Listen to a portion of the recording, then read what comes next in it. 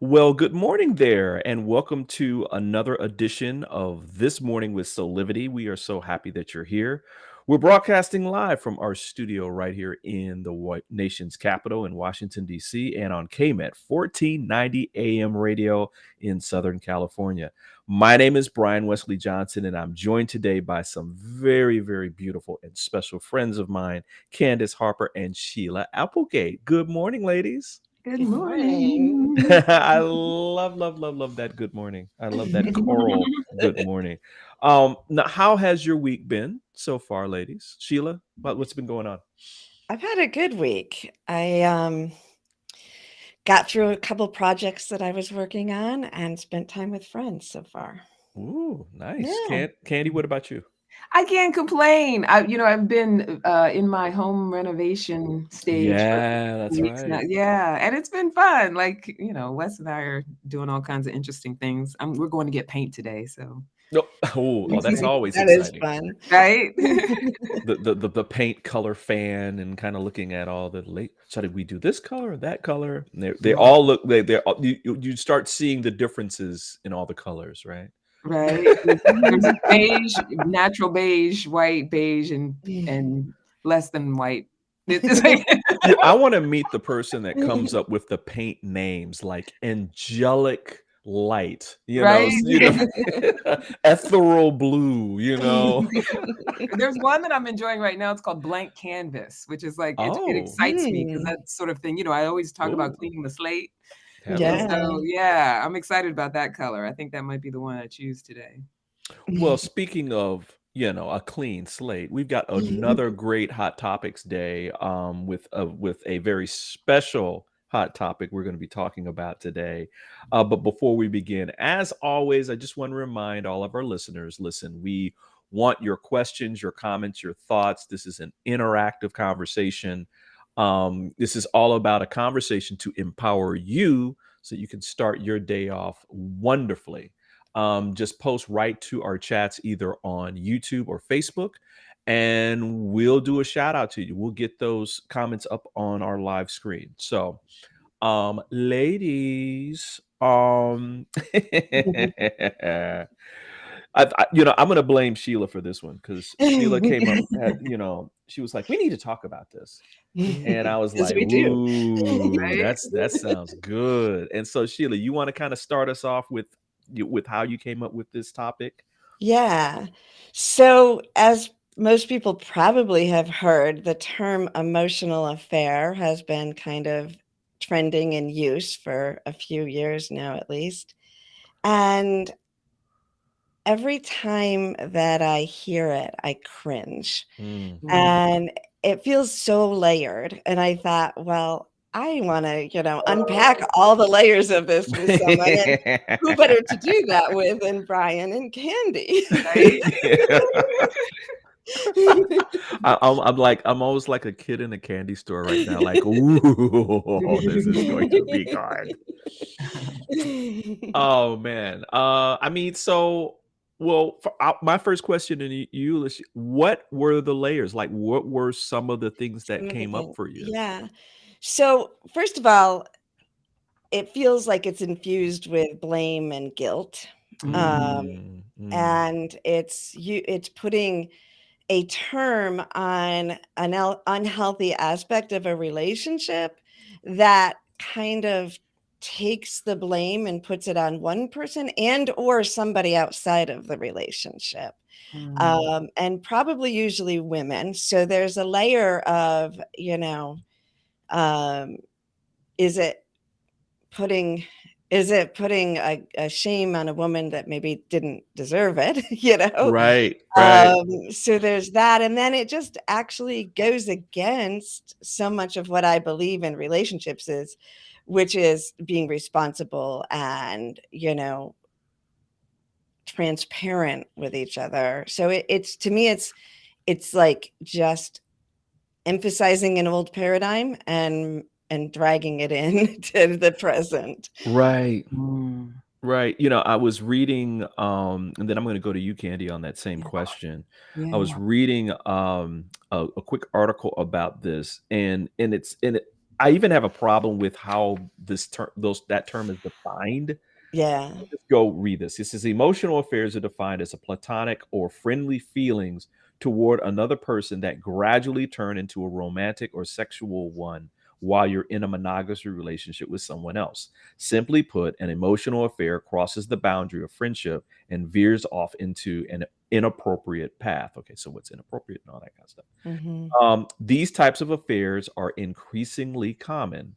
The American Association of Marriage and Family Therapy reported that 45% of men and 35% of women have admitted to having some sort of emotional affair, which is more than 20% more than people who admit to having a physical one. And again, does that even answer any questions for anybody? I mean, Candy, so when you heard this, what were the layers that you did first of all, did you have layers to it? Yeah, I mean, I definitely think there are layers to it because there's that sort of evolved approach, which, I always like to look at whatever research, whatever we're going to talk about with like, how can I look at it in an evolved way? And then how do I look at it as my ego self? Right. Right? And my Right. ego self is used to that old paradigm of possession. Like, Ooh. we're together, you're mine. And My if you talk to possession. anybody else or have sex with anyone else or have an emotional connection with someone else, you are Right. somehow victimizing me. Right. And so Right. I love what Sheila's saying. What really resonates is that, in our growth and evolution, it's that understanding that no one owns anyone. Ooh. And whatever we do as we move in and out and navigate relationships, it's all a signal of what we need to heal, what kind of shame story we have, what kind of understanding we have of self-relationship. Like, if I really have a solid relationship with myself, I don't need to own you. Right. I can understand that we can have different dynamics at different times and have a level of ground rules for what needs to be communicated, right? Like, if you're starting to feel attracted to someone, I'm your partner. So you ought to be able to tell me without without like harsh consequences. Right. Ooh. When I was thinking about this, I think about the fact that I'm talking about this from a male point of view. So I just want to be clear. Men aren't taught to be emotional. Right. We're not taught to express ourselves that way. We're not taught to really, be intimate, emotionally intimate with a partner, right? Yeah. And so, but the life is changing where men are becoming more about that, right? So so I feel as though there's sometimes where when men are opening up to that space and they're now connecting with another person, regardless of whether or not it's a member of the opposite sex or not, because there's all different types of sexual relationships now, and or have been. And so the other person, how does the other person take that in? And I love the fact that both of you were saying that, listen, no one owns anyone else. And so if someone is having a truly deep emotional connection with someone else, that's helpful to that person. Not that it's like taking you out of the relationship or any. I think that sometimes that can be skewed into one person saying, "Oh, well, you're having an emotional affair." Yeah. Right.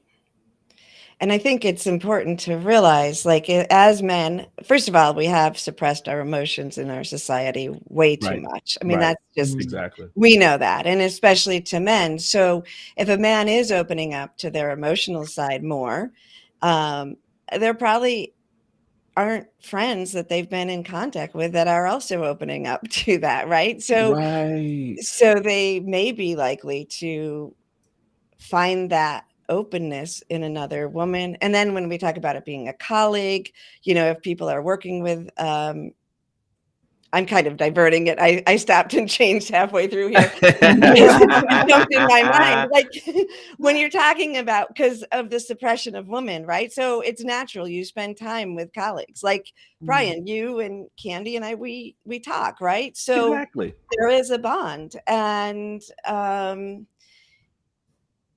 it can also then target women in the workforce if we don't get this under control and understand Oh, what's really yeah. going on, right? Because Yeah. somebody's just naturally talking to a colleague and now accused of being in an emotional affair when she didn't realize it, So I feel like it has a Right. potential to do a lot of harm also to the people who are just innocently having conversations.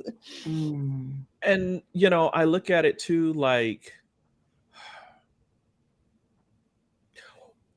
should our workforce even change a little bit? I mean, shouldn't we have some more kind of emotional context in our workplace where where we're showing a little deeper, like yesterday we were talking about empathy, where we're having a deeper sense of empathy with our coworkers? Well, you Mhm. can't get to empathy if you're not showing emotion or you're not putting yourself in the other person's shoes, Yeah. right?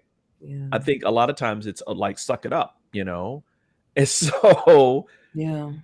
and so this is so, I mean, it's so deep. That's why I was like chomping at the bit to get into this one, Yeah. because again, depending upon what our capacity to give and receive love a lot of times dictates what our perception is of another person giving and receiving love or emotional support to someone else, right? Being Yeah. able to see that and let it be okay, right? Right. In our own mind and heart, Candy, I'll give you the last thought for this segment. What are you thinking? I can see you over there. I can see you. Well, it's that balance, right, between being present to what you guys are saying and then also thinking about, what comes up for me around it. And, normally when I work with people, I'm working with them sort of at the precipice of creating relationship. Mhm. It's rare that it's at a point where it's completely broken down. But I think too, to point to what you guys are saying, especially in the workplace. Now, I haven't been, since before COVID, someone who goes to an office, right? I work remotely. Right.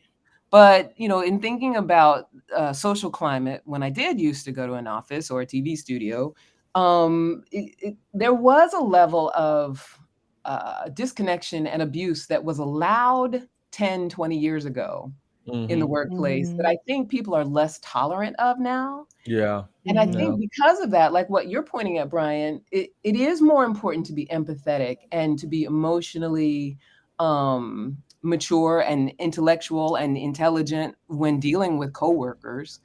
And you know how people often have like their work wife, their work husband. Yeah. Yeah.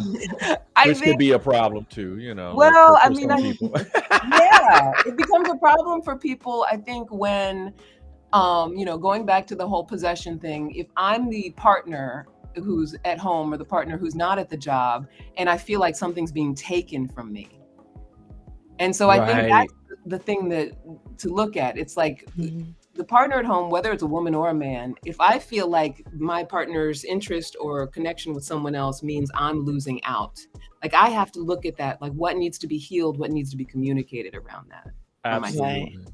Yeah. So we're going to stay on this topic, everybody. We're going to take a quick break, and when we come back, we're going to talk more about emotional affairs. Dum dum dum. Hey there, this is Brian with Soulivity.com. I want to share some exciting news about our new Aspire Academy by Soulivity. Now, you probably want to know what the Aspire Academy by Soulivity is. Well, it exclusively connects you with people around the globe and who share the intense desire to improve themselves and create a better life for themselves today. There's classes, there's workshops, there's live events, and even more exclusively just for you. You see, I wanted you to have a safe space where you could grow, you can learn, and it would empower you in all aspects of your life, including your mind, your body, and your soul. So how do you get started? Well, it is so easy. First of all, the best part, joining Aspire Academy is absolutely free. Just click on the Join Now button, sign up, and begin your journey. As a special part of this invitation to you, there are some free courses that are available for you to try from our amazing roster of coaches and collaborators. It's our way of saying thank you for all of your support and being with us along our journey of expansion. I hope you enjoyed the Aspire Academy by Soulivity today. Start the process. Learn more about your passion, your purpose, and how to live a higher quality life.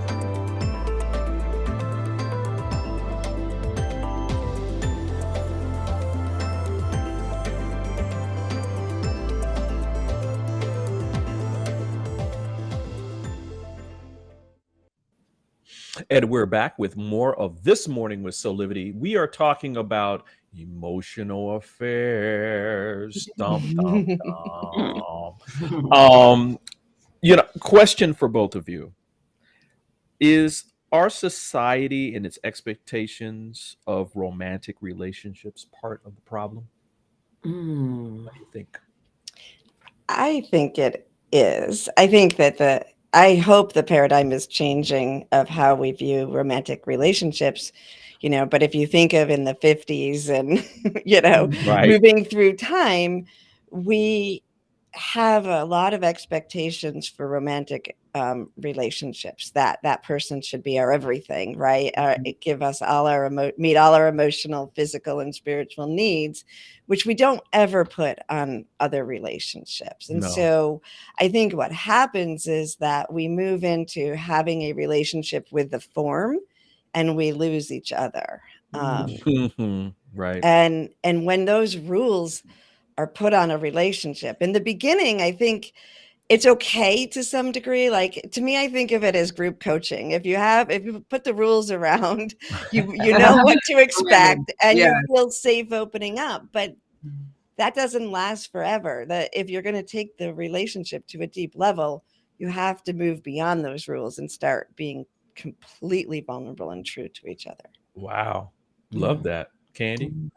Well, I mean, I feel like at the heart of all society's ills is our need for instant gratification, right? So I think that what area of life is any more affected by that than our romantic relationships? And so, not just instant, but consistent. And like to point to what Sheila was saying about expecting someone to be your everything, but also expecting them to always gratify you.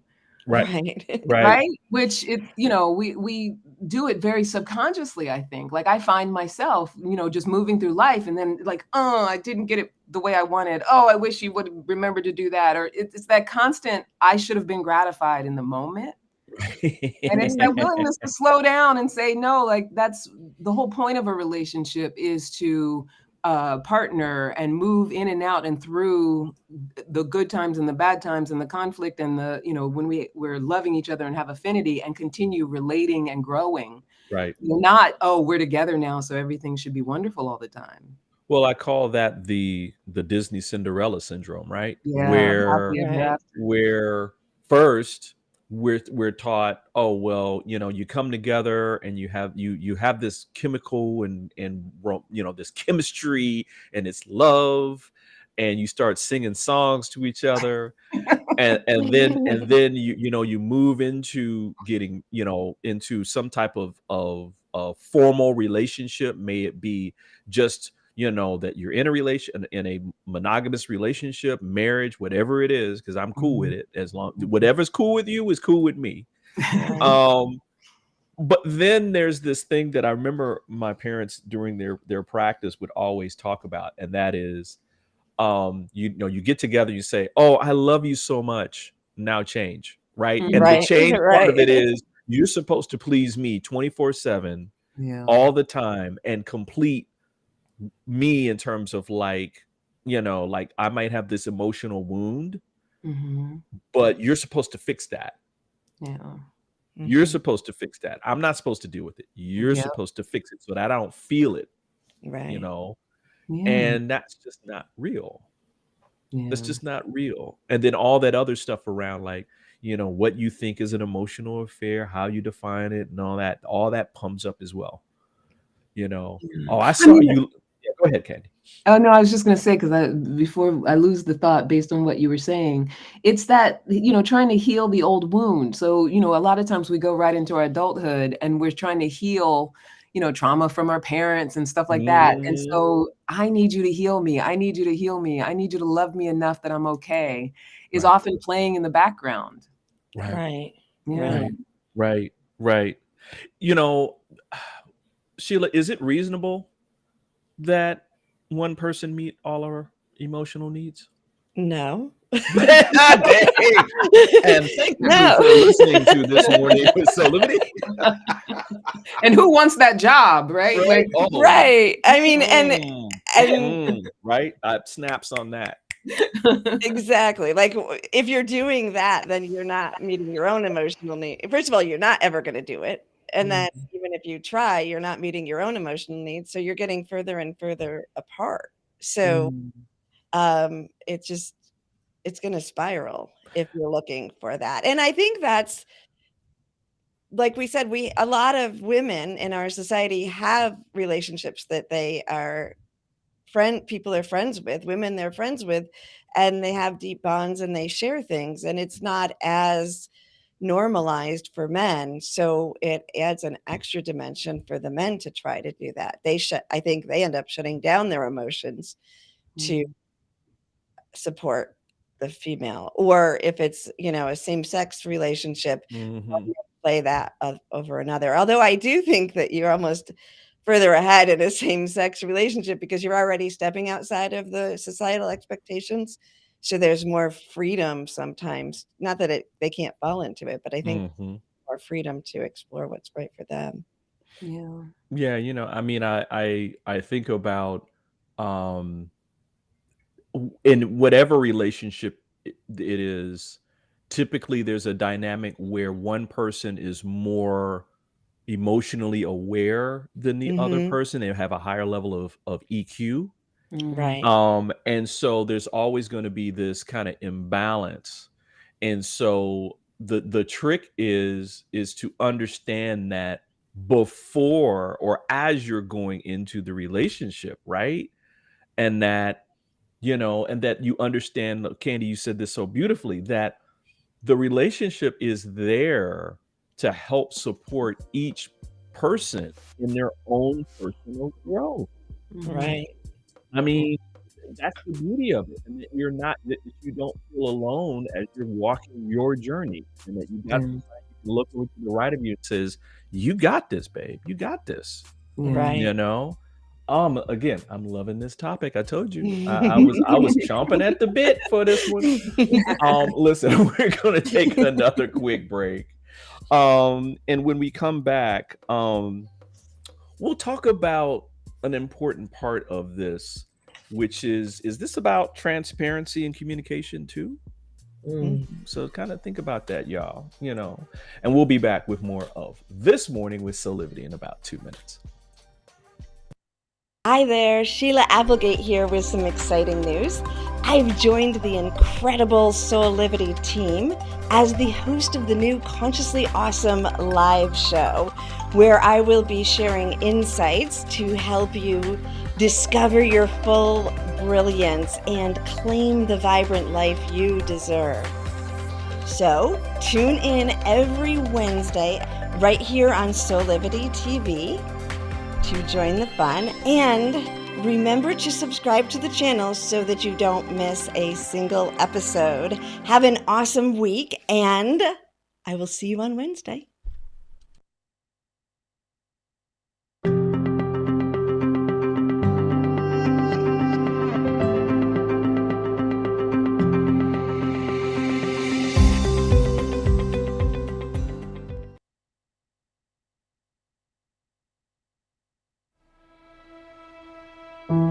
Have you ever asked the question, if I was to be anything, what would I be? Regardless of money, regardless of status, beyond popularity and fame, living your passion, feeling your life has purpose, Soulivity is a space to nurture that which lives in all of us. A place where work can become play, and doing what we love creates the dreams of a lifetime.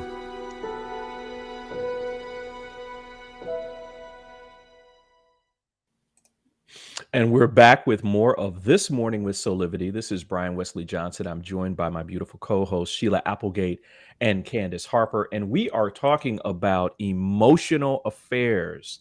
It's been trending on social media as of late. And we decided we wanted to have a empowered conversation about it with a little spice, a little hot sauce on it too. One part of this conversation that I think that's important is the juxtaposing transparency and communication with the other person as opposed to, I guess, a psychosis. Just the people just kind of like moving through, and you're cheating on me. What do you guys think? Does transparency and communication play a role in all of this? I mean, definitely. If I can jump in, like I always say, acceptance is the antidote to shame, right? Meaning that if I'm partnering with someone, if I'm transparent myself and accepting of myself, I can be accepting of you. And when I can be accepting of you, I can support you in diffusing your shame around communicating with me. And so, I think in the article that you shared with us, Brian, they were talking about secrecy. Right. And the reason that it comes down to it being an emotional affair is because there's a level of secrecy, what I cannot tell my partner because I'm getting this thing over here. Right. But, we're human. So we're going to be attracted to other people that, you don't spend 30, 40 years in a marriage and not ever find anyone else attractive. Right.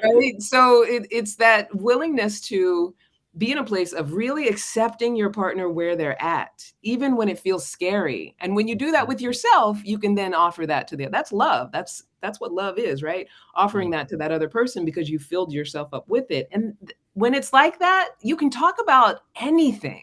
Absolutely. Right. And I think we deny ourselves that privilege in a relationship because we're so busy feeling shameful about our secrets. And isn't that what intimacy is? I remember my dad would always say, "Into me, see," or "I see you." I mean, Sheila, what are your thoughts?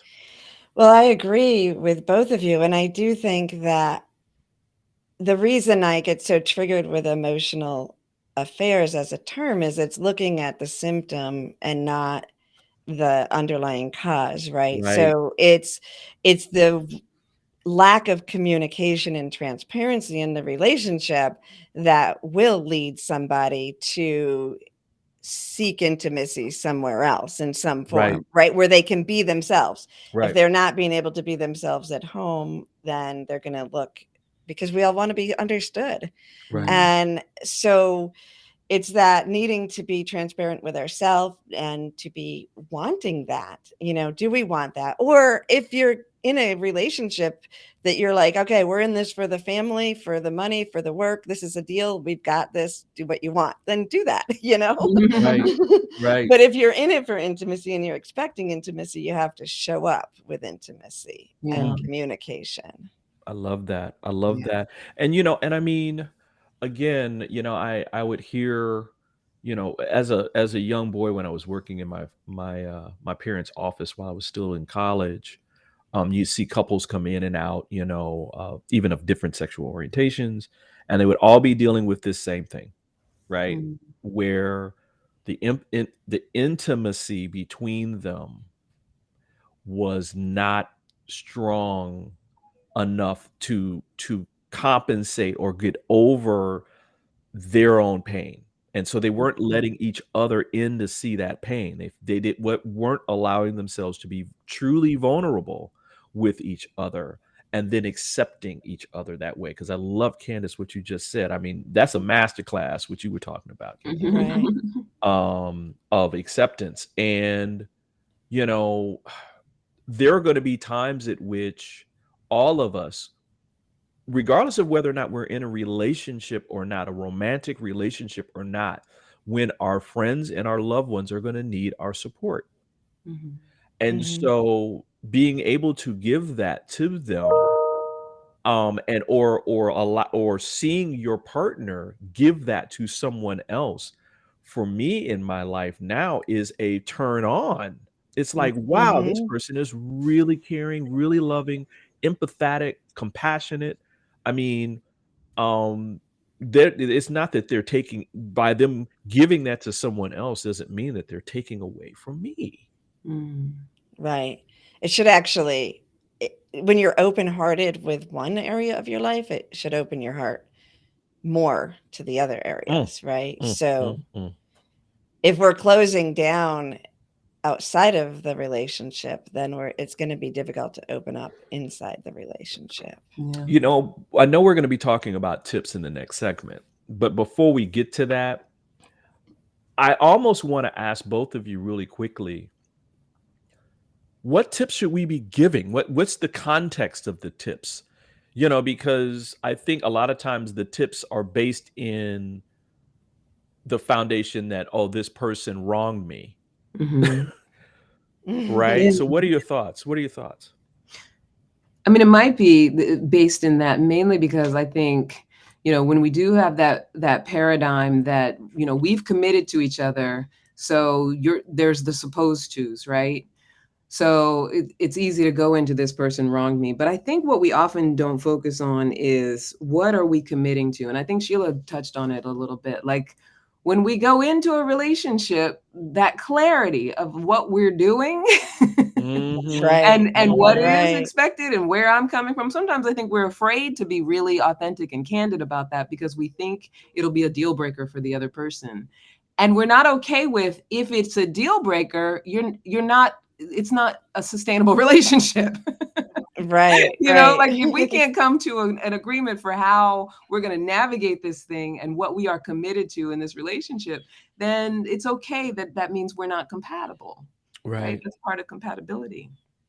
But people don't want to leave. They don't like, I don't want you to leave Yeah. me. And that's You know, understandable because there's attachment, right? Like, we're human, right, get emotionally attached. But that's another thing. When I'm so attached that I'm willing to go against what might be a core value, right? right, Core value is right. communication. I know for myself, joy, ease, Right. communication, those are core values. If that's not in a relationship, I'm not in a relationship. Wow. Right. Yep. Right. But if I'm so desperate to have someone in my life that I'm willing to break those core values, what I need to look at is my desperation and what that means for me, where the opportunity for healing is. Mm, mm, Right? mm.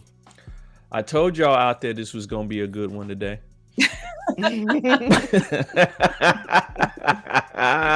Listen, we got even more coming up on this topic. We're going to move into some tips to help empower you. I want to say that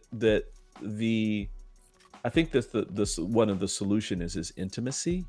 So we're going to talk a little bit about that and some tips as well. So we'll be right back with more of This Morning with Soulivity.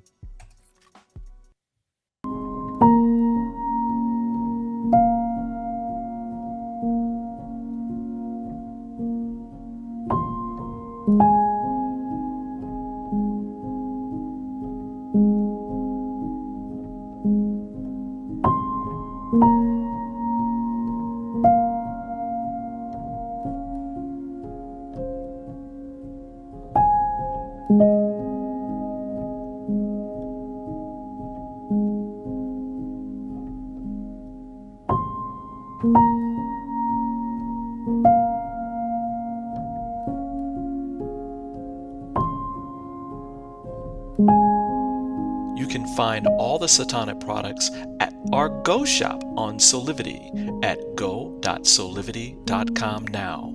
Shop for beauty products, skincare, hair care. It is all there at the Go shop. Go shop Soulivity. And we're back with more of This Morning with Soulivity, and we are talking about emotional affairs. And we wanted to make sure that we left you with some empowering words to help you move through a situation where even maybe you're feeling as though you are in an emotional affair, or that you think your partner is. And so just wanted to kind of leave you with some tips on this. So Sheila, what do you think? I mean, we were talking last about, defining this thing, this term, and how do you give tips on it if it's defined a certain way? Well, with that, I would say, I really think whether you're in a situation that you or your friends want to label emotional affair, or before you get in those situations, it's really looking at the relationship. And like Candice said, what do you want to have, and make sure both of you are checking in with each other. Do we still have the same commitment, the same desires for a relationship? Are they changing? Is there room to grow and shift? And how honest are we being? And if you're lying about this, are you lying about other things? Are you, is it easier to just say, I'm going to work, when you're doing something else? Or, Right. even innocent things. If there isn't an open honesty, and that's what you're seeking, then you need to start there, regardless of whether there's an emotional affair, so to say, going on. And then there's also the thought that when you are opening up, one thing I don't think that we should do, I personally, this is my belief, but in your own relationships, you decide, but I am really against talking about my relationship with other people. My complaining, if I haven't talked to my partner about it. So if you aren't able to talk to your partner, then seek a therapist. That's who you should be going to, not friends or people to complain or sort through your relationship. I think a therapist or a coach is a good idea. Yeah. Candy, what are you thinking? Yeah, Like, so tips. I have an amazing coach who taught me that we're always either acting out of fear or love, right? So if I'm someone who is experiencing a connection with someone else, and I have a partner at home with whom I have an agreement that is not what, that's not in alignment with what we're trying to do in the relationship, I'm probably afraid to come clean. I'm afraid to be honest, because whatever gratification I might be getting from this other relationship. And so you want to be willing to ask yourself, am I acting out of fear or love? Because when I'm acting out of fear, I'm going to manifest everything I'm afraid of. Right. Right. Whether that means hurting that person, hurting the person that I'm connecting with, hurting the person that I made a promise with. And now I'm breaking that promise rather than just, authentically communicating about it and maybe creating a new promise. It's as soon as you ask yourself that question, fear or love, then you open yourself up to being able to connect with your own intuition, because your gut will tell you, right? You'll get that feeling of like, oh, I'm acting out of fear. Like I'm afraid I'm going to, break up our relationship. I'm afraid I'm going to say or do the wrong thing. I'm afraid somebody might retaliate if I, cut off a connection. Yeah. And that's where to start. And then I think that then what Sheila was saying about talking to a therapist, talking to a clinician, if you can't talk to your partner, if you're in such a fear spiral that you don't know how to break out of it, then you need support. And don't think you can be out there doing it by yourself. Find somebody who doesn't have emotional skin in the game to actually support you through navigating it, so that you can get out of the shackles of this fear. Right. I cannot agree with both of you more. I think that, that there's the old adage of, that God, doesn't, knock you down. God gives you a little whisper, and then, a little tap on the shoulder, and then it's a knockdown, right? The kind of like, hey, are you listening? Are you listening to me? When you're in this kind of situation, you're now into that time, and you cannot do this alone. I think, if you and your partner are both in fear around this whole thing, then you got two fearful people trying to talk to each other and trying to resolve something. That won't happen. All that'll happen is that you'll be arguing, blaming, you're not doing this enough for me, and well, you're not understanding enough, and blah, blah, blah. So you need that third party. Yeah. Go get the support that you need. This, and regardless of whether or not, and take the relationship out of the equation, really. This is about both of you just getting to a point at which you can communicate to each other. Then from that place, you can decide or come into awareness around whether or not you even want that relationship to continue. This is a healthy way of starting a process at which you can understand the dynamics of what's going on in your space and in your world. And there's like some other tips, I mean, that I think that's the first and foremost thing. There were some other tips like,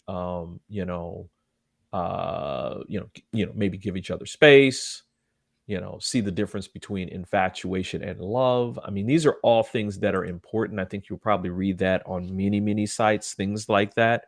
But I think the first step is exactly what the two of you said. And that is you got to get the emotional content down first so that you can kind of figure out what's going on with you and have somebody support you in that. Because there's a deeper meaning to all this. And I love the fact that both of you kind of talked about that. I keep hearing the term, it just coming in my head, that honesty and vulnerability is an aphrodisiac. Oof. And y'all bringing it today. I mean, acceptance, and then now this one from you, shit, golly. So when you think about that, if somebody is opening themselves to vulnerability and honesty, and it's not in your it's outside of your relationship, the fact that that person is beginning to open up in that way is a good thing. And it can be brought with honesty and vulnerability in your relationship. You can bring that in, and it can actually make you feel more intimate with each other and more attracted to each other than ever, versus going from the fear and trying to contain it. The more we love, the more love we have to give. Right. Absolutely. And recognizing that all of it is a practice, right? So, like I mentioned earlier, because the ego self will keep coming up. Right. Dump. Right. Right. Yeah. And we got to be willing to give ourselves a lot of grace around all of this. Like, when our expectations aren't met, when we find out that we're, doing something that is against our commitment, like all of that stuff, we got to realize that it's a practice, because we're used to what our ego wants to do, which is just, instantly gratify us and jump from whatever is in front of us to the next thing. Absolutely. And letting that ego show in the relationship is also a path to intimacy, right? When we own it. Exactly. Own it. Yeah. Own it. Listen, we're going to take a quick 30-second break. And when we come back, we'll have some final thoughts from all of us. We'll be right back. 6 years ago, when I started Soulivity, my vision was to support everyone in improving their life through the discovery of their passion and purpose, so they could become the best version of themselves, to battle fear and ignorance, and create a better world today. Get inspired to live your passion and purpose. Visit Soulivity.com now. Wow, such an important topic today on emotional affairs. Candice, any final thoughts from you? Wow. Right? I feel like I could go on about this all day. I know, right? So just so there's like a couple, quick bites of takeaways. So understand and know that we do have a need for instant gratification, and that willingness to always be in the inquisition with ourselves. Like, what am I doing here? If I'm upset with my partner because I believe they're having an emotional affair, and I'm going into this, whole story about the victimization of it and how wrong they are and how horrible they are, I always want to be willing to take a moment with myself and say, what is it that I'm afraid of? What is it that I'm expecting? What is it that I'm demanding that my partner give me? And if I'm that person who's caught in between something, I always want to check in with myself. Am I in alignment with what I said I was going to do? And if I'm not, what do I need to do in order to get in alignment with it? And it's not a right or wrong moral question. I know a lot of people out there will say, well, if you're in a marriage, it's immoral to be connected. Right. And that's part of it. We put so much morality on the things that everyone gets shameful. So then I got to keep the secret because I'm ashamed that I broke the rules. Right. When I allow myself to be human, a human being who has desires and needs and wants and, layers of trauma and the society I live in, there's so much that dictates how we behave. I got to be willing to just diffuse all that wrong making and fire and brimstone for a second. Right. Let myself be human and then just actually ask myself, what is it that I need in order to get back into alignment with love and not fear. That's beautiful. Yeah. That's really beautiful. All right, Candice. Thanks, y'all. Sheila, what about you? What are your final thoughts? I guess I'm thinking about the fact that, a lot of times we're afraid to break out of the structure of a romantic relationship, like the marriage that you were saying, where there's rules and structure around that. But the more you step out of that into what is right for you, the deeper the relationship gets. And with my current partner, we came into this at a point where both of us have only ever committed to following our own highest good and wanting the other person to do the same. And it has created a space for such deep intimacy and acceptance of intimacy with other people, emotional or friendship, whatever that form is, and not having that hurt the relationship, but enhance it and allow us to just love from a soul level. And I think that it's a beautiful thing and it's a possible thing. My final thoughts have to do with something that we ended the last segment with, and that is support. Do not wait until there's a situation in your relationship to get support. Start your relationship with support from the very beginning. There are going to be certain things that are going to come out when you are in a romantic relationship with someone that are not going to come out when you're just kind of like out here alone, because you're now going to another level of vulnerability.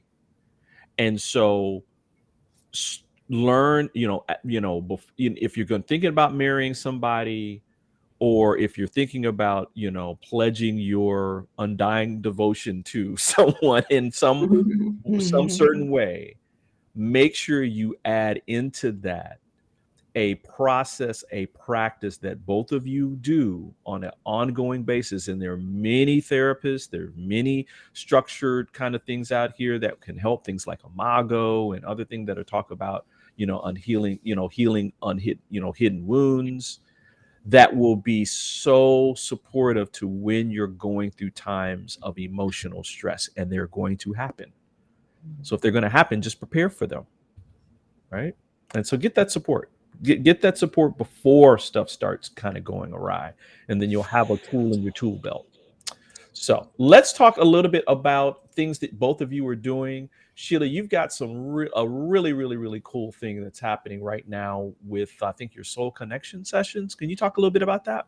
Yes, my Soul Connection sessions are sessions which we do either on Zoom or phone, and it's a way of connecting deeper to your own soul, and it can enhance your relationships if you want to explore a deeper relationship with your partner, or to communicate with a loved one on the other side, or to find your spiritual guidance. I'm offering a discount for you here listening to this morning, and it's so if you go to SheilaApplegate.com, you can learn about the session, and then the promo code to get $44 off your first session is capital SOUL, Soul 23. Nice. I love that. And Candy, of course, you got a couple of different things. You've got your love coaching first, right? Yeah. So Love Life Skills for Leaders is my one-on-one intensive, and I help professional BIPOC plus women create a love life that loves us back. 12-week intensive. If you're listening and you use the promo code Soulivity50, you'll get 50% off the entire intensive. So that's a nice chunk. And then the other thing is I have a project called it's Homeostasis. I'm calling it the Home Project. And I'm actually calling in stories about home from BIPOC plus women. If you know a BIPOC plus woman, or if you are one, and you have a story, a tumultuous or dynamic or funny or reverent, whatever kind of story about your home experience. And it could be a short story about, throughout your life or something that's going on with you now. I'm calling in these stories. You can go to bit.ly/T, the Home Project 2023. I'm creating a compilation book. Any proceeds from that book will go to creating stability for home stability for BIPOC plus women and young people. Wow, this is fantastic, y'all. I like that homeostasis. That's kind of it's homeostasis. Well, I want to remind people that it is still Women's History Month, and there's a fantastic thing happening here in DC where the first National Women's History Museum is being built right here in DC. And if you can, go to womenshistory.org. Learn more about the museum itself, and even donate. It's a great cause. The museum is going to be fabulous, y'all. I love if you guys can come here and check it out, because it's that it would be worth the trip. It'd be worth the trip. All right. Wow. Listen, I hate that this is over. This was a fun one. This is fun. This is really, really fun. Listen, we do it like this every weekday, y'all. We hope that you come back and join us for another great episode of This Morning with Soulivity. We have some fantastic guests that are going to be coming up in the very near future. People like Helene Lerner from womensworking.com is going to be here, and other phenomenal women for Women's History Month. So just, come back, join us at 8 a.m. Eastern for our live broadcast, or 9 a.m. Pacific on KMET 1490 AM for all of you out on the West Coast. Until next time, keep having real conversations that empower with passion and purpose, and create a life full of high quality living today. Thank you. We'll see you next time. Bye. Bye.